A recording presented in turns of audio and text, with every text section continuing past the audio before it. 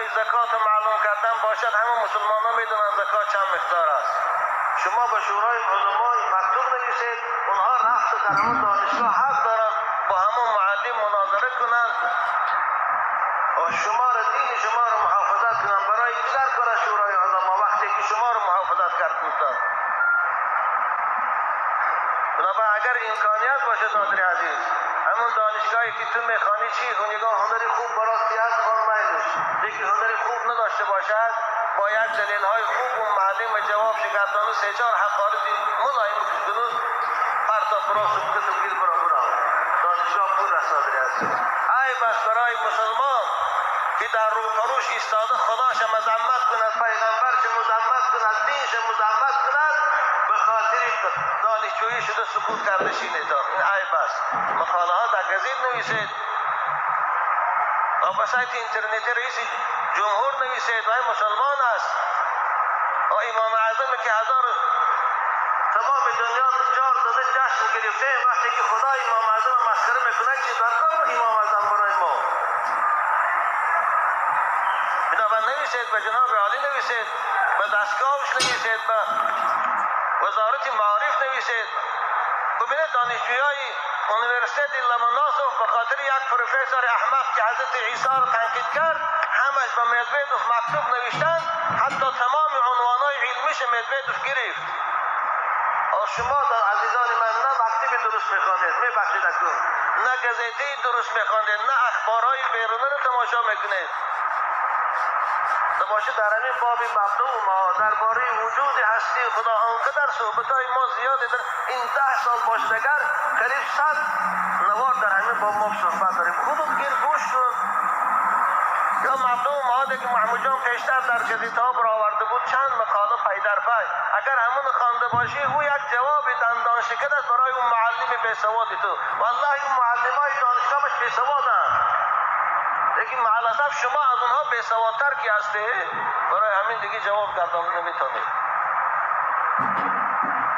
زورت نمیرسه با یک بلکه وایش نمیگم با فکر میشه و 5-6 از 10 نفر جمع شوی یا شبی تاریکی ده در سرش یک چیز پرتایی خاکستر نه چای عزیز. ای بس برای مسلمان، برای شما جوانای بغیرت نفرتون میبید. والله که خدای من در پیشم تنقید کنه دو من خاموش شینم. دیدیم در کنفرنسی من بوش چی کردم، ژورنالیست همه هم رنگ تو جوان بود. آخه زورت نمیرسه با مناظره تپوشک دیگه یک در دهن معلم زده برا حضرتی کتابات حکایی میکنه. یک حضرت عمر رضی الله تعالی عنه با مولا محمود جان صحبت من فراموش خاطرشان جان می رفتن در یک دشت، یک آدم کلانکنی دارد، جفت کردی ساده. حضرت عبدالله مبارک زشتنگی یک دهقان جفتکنی دارد، داود شدید کلانکنی جفت کردی ساده. شما را جوانای بیغیرت شما را میگم شبتی جوان مردی شدید جفت کردی ساده. رفت گفت که این جوان یک امتحان کنم و پیش جوان رفت، پیش دهقان رفت. دهقان رنگ شما مسیح دیگه نبوده، صحرا بود و یک دمک پیش گفت السلام علیکم و علیکم السلام. جوان خوب گفت دهقانی داری، شدگار بکنی؟ گفت آره شدگار بکنی. آخه در این دیگه شدگار کنی از شهر دور، از علم و معرفت و از همه عقیل میمونی و تو خدای خودت چی میشناسی؟ و حضرت دوستا یک امتحان شدیم کنیم و گفت تو میدانی که این عالم هستی، این موجودات همش یک خالقی دارد نام الله. یاره میدانم همین موجودات آفریدگارش الله هست. از کجا میدانی تو؟ او گمون میاد توش که گوسفند گفت دلالت میکنی که همینجا که گوسفند گذشته است. گفت نجاست که اشتر دلالت میکنه که به همینجا اشتر گذشته است، که اوی اصلی همه اشتر است. این آسمان با این کهکشانهاش و این زمین با همه کندنیهاش آیا دلالت نمیکنه که یک خالقی دارد، یک آفریدگاری دارد؟ اگر از یک کس گوید که خدا دو تحصیل گوید تا بعضی جنان که معلم شما بانید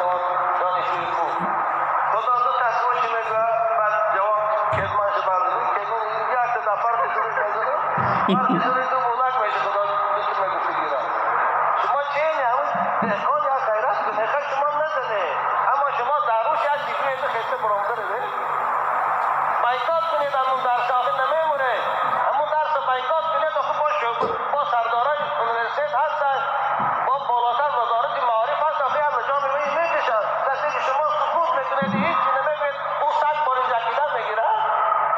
همین بعد این تحقیر میگن، این غلامی میگن، همین اثر غلامی در همین جامعه ما مونده است. اینتلیجنت ها مانم غلامن، عالما مانم غلامن، روشن فکران مانم غلامن، مردم مانم غلام شدی از حق خود مانم با طلب نمیکنیم.